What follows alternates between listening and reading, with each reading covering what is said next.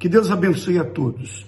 Você está enfrentando uma luta, uma situação difícil, um momento conturbado na sua vida? Então, preste bastante atenção nessas palavras, porque elas são exatamente para você. Os homens de Deus no passado enfrentaram seus desafios como qualquer pessoa, mas todos eles tinham algo em comum. Eles apresentavam a Deus as suas necessidades, eles clamavam. Na hora da dor, do desespero, eles invocavam a Deus e pediam socorro, como o próprio Davi e outros tantos homens da Bíblia Sagrada. O Salmo 102, por exemplo, é um salmo que fala sobre a oração de um aflito. Veja bem, escute essas palavras: Senhor, ouve a minha oração e chegue a ti o meu clamor. Esse é o desejo de todos nós, que Deus venha ouvir a nossa oração, que o nosso clamor chegue diante dele e venha a resposta. O salmista disse mais: não escondas de mim o teu rosto no dia da minha angústia. Inclina para mim os teus ouvidos no dia em que eu clamar. Ouve-me depressa. É exatamente essa a situação que muitas pessoas estão. Elas precisam de uma resposta com urgência. Há situações que até podemos esperar, mas há outras que necessitam de uma resposta imediata. É o caso, por exemplo, de uma pessoa que dá entrada nas urgências de um hospital. Quando ela chega ali nas urgências, ela recebe o socorro de imediato. Não dá para esperar. Tem que ser naquele momento. Assim acontece em relação às situações que enfrentamos na nossa vida. E Deus sabe muito bem disso. Deus conhece todas as nossas aflições.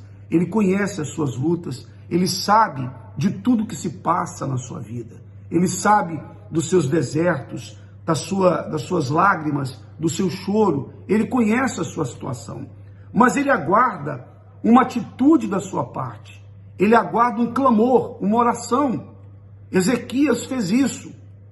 Uma certa vez o profeta Isaías foi até Ezequias, por ordem do próprio Deus, para dizer a ele o seguinte: Ezequias, põe em ordem a tua casa, porque morrerás. Ezequias estava doente, e era uma doença grave. Então Deus mandou recado para ele. Ora, diz o texto sagrado que assim que o profeta saiu, Ezequias virou o seu rosto para a parede e falou com Deus. Os nossos problemas têm que ser apresentados a Deus. Você às vezes conversa com alguém, você conversa com um pastor, conversa com um obreiro, conversa com um amigo, mas não conversou ainda com a única pessoa que é capaz de resolver o seu problema, que é Deus. Veja o que Ezequias fez. É muito interessante isso.